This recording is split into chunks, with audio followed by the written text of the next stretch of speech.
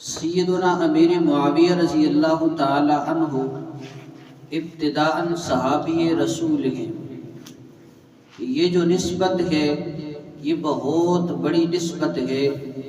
صحابی رسول ہونا کوئی چھوٹی نسبت نہیں ہے، بہت بڑی نسبت ہے۔ اگر میں آپ حضرات کے سامنے مثال سے بات پیش کروں، بات آپ کو جلدی سمجھ آئے گی۔ آپ مسجد کے اندر، گھر کے اندر تشریف فرما ہیں، ایک کونے کے اندر ایک عالم آتے ہیں، ان کے اندر صفات کون سی ہیں؟ نمبر 1 وہ عالم بھی ہیں، نمبر 2 وہ مفتی بھی ہیں، نمبر 3 وہ خطیب بھی ہیں، نمبر 4 اللہ کے ولی ہیں، نمبر 5 قطب الاقطاب ہیں، نمبر 6 غوث اعظم ہیں۔ ان کے اندر بہت ساری صفات پائی جاتی ہیں۔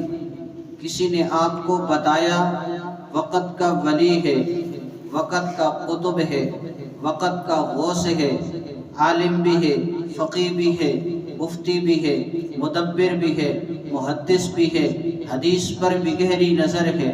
اس کی چند ایک صفات آپ کے سامنے رکھی گئی۔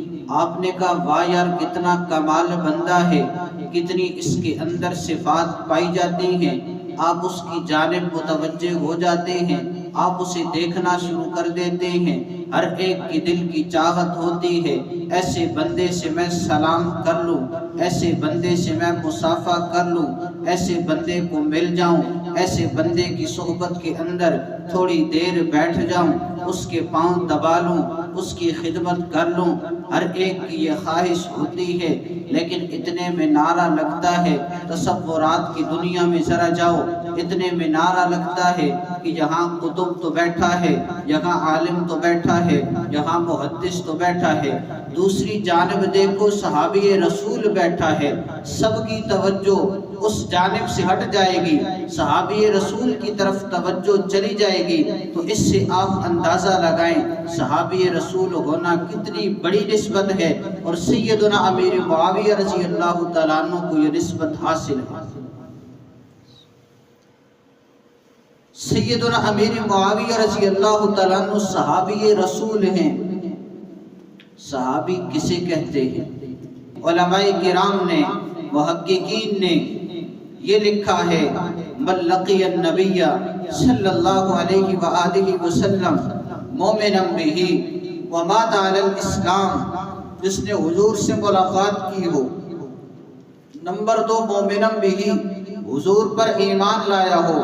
نمبر 3 مات علی الاسلام، اسلام پر، ایمان پر اس کی وفات ہوئی ہو۔ یہ صحابی کی تعریف ہے۔ اس کے اندر 3 چیزیں پائی جاتی ہیں، تو جس کے اندر یہ 3 چیزیں پائی جاتی ہیں اسے صحابی کہتے ہیں۔ سیدنا امیر معاویہ رضی اللہ تعالیٰ عنہ صحابی رسول ہیں۔ سیدنا امیر معاویہ رضی اللہ تعالیٰ عنہ چوتھی پشت کے اندر ان کا نام آتا ہے عبد مناف۔ حضور صلی اللہ علیہ وآلہ وسلم کے جد امجد کے بعد نام دیکھا جائے وہاں پر بھی نام عبد مناف آتا ہے، گویا کہ دونوں کا سلسلہ نسب چوتھی پشت پر جا کر مل جاتا ہے، دونوں کا خاندان ایک ہو گیا۔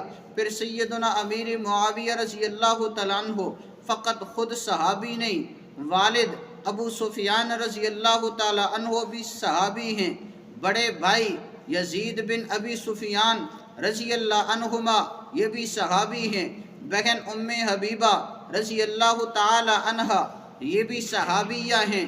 گویا کہ ایک گھر کے اندر 4 صحابی ہیں۔ حضور صلی اللہ علیہ وآلہ وسلم کی ایمان کی حالت میں زیارت کرنے والے، ایمان کی حالت میں دنیا سے جانے والے، یہ 4 افراد ہیں۔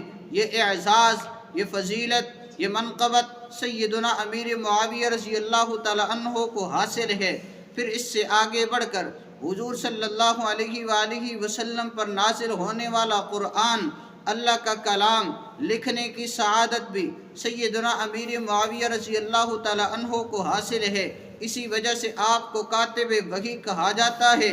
سیدنا امیر معاویہ رضی اللہ تعالی عنہ کو حضور کے خطوط لکھنے کی سعادت بھی حاصل ہے۔ گویا کہ آپ صلی اللہ علیہ وآلہ وسلم کے خطوط حضور کی باتیں بھی لکھا کرتے تھے، اللہ کا کلام قرآن کریم بھی لکھا کرتے تھے۔ جس کسی کو کسی پر اعتماد ہو وہ اپنا خط اسی سے لکھواتا ہے۔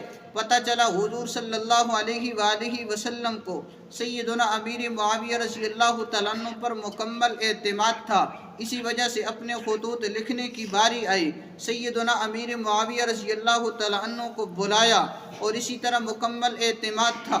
جب باری آئی اللہ کے کلام کے لکھنے کی، سیدنا امیر معاویہ رضی اللہ تعالیٰ عنہ کو بلایا۔ اس سے پتہ چلا فقط صحابی رسول نہیں، فقط حضور صلی اللہ علیہ وآلہ وسلم کے رشتہ دار نہیں، اللہ جل جلالہ نے کاتبین وحی میں آپ کا شمار کیا ہے۔